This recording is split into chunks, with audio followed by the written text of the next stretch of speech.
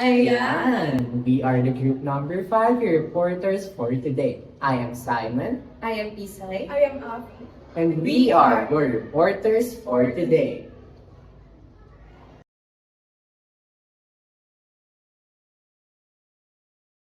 We live in a world where technology is gradually and rapidly evolving. At the same time, a lot of chronic diseases spreading. One of these are the myocardial injuries, where the tissues of a human heart are damaged. As we know, the human heart is still limited to have the ability to self-repair that often leads to irreversible damage and heart failures. A research conducted by Cartenuto F., Teodoro L., Macari A. M., Del Mondo L., Orlando G., and Dinardo P. in 2019 entitled Turning Regenerative Technologies into Treatment to Repair Myocardial Injuries. It discusses several techniques and methods as the regenerative technologies pave its way to solve and lessen these issues. So Simon, can you give us an abstract in regards to this?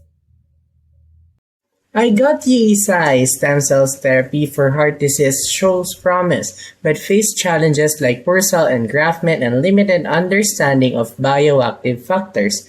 One of the current strategies used focuses on improving cell retention and integration, or basically enhancing natural repair mechanism.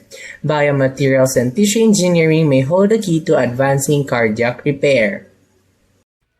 Hey, it's Avi. It is blood-curdling cardiovascular diseases are a leading cause of illness and death worldwide. While treatment can prolong life, they can repair heart tissue. Heart transplantation is the best option, but donor shortages, immune risk, and logistic limited.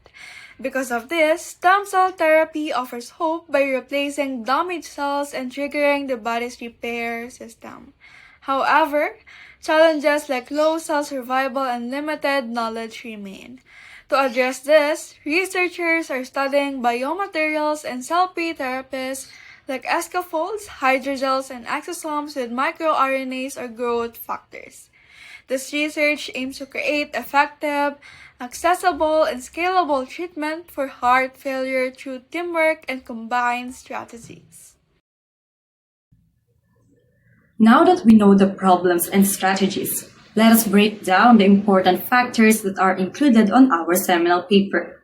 For the variables, the independent variables are the regenerative technologies, specifically the stem cells or newly regenerated cardiomyocytes, and the dependent variables that is the repair of the myocardial injuries. And now we will talk about the population and samples used in the research. The researchers include all preclinical such as in vitro and animal models and clinical research studies that look into regenerative therapies for heart repair, with an emphasis on heart failure and myocardial infarction. Samples that was stated are animal models such as rats and mice for in vivo efficiency, human tissue like atrial and ventricular samples of heart donations for transplantation relevance. Engineered tissues like living myocardial slices for mechanical and gene therapy studies, and lastly, cell culture for understanding the heart regeneration mechanism and evaluating therapies and strategies. Now, Avi will show you the level of measurement used in the research. So let me explain to you why the research used a ratio scales in their study about the stem cell regenerative technology for myocardial injuries. Ratio scales deals with quantifiable variables with a true 0 point. Disclaimer, the research conducted was a study from existing research. So going back, the level of measurement in the study was ratio scale. For example, the 0 ejection fractions mean no blood is pumped, 0 infarct size means no heart damage, and 0 viable stem cells means no one survived, which again is a true 0. We can compare the survival rates between different treatments as a ratio, and we can also accurately measure the effectiveness of the stem cell treatment. That is why it has resulted in ratio scales research. What about the parameters and statistics of the research? Back to you, Simon. Research on heart regeneration highlights key biological features of the heart's ability to heal. As for its parameter, the key findings are transplanted cell survival. The cell must survive and stay in heart tissue for effective recovery.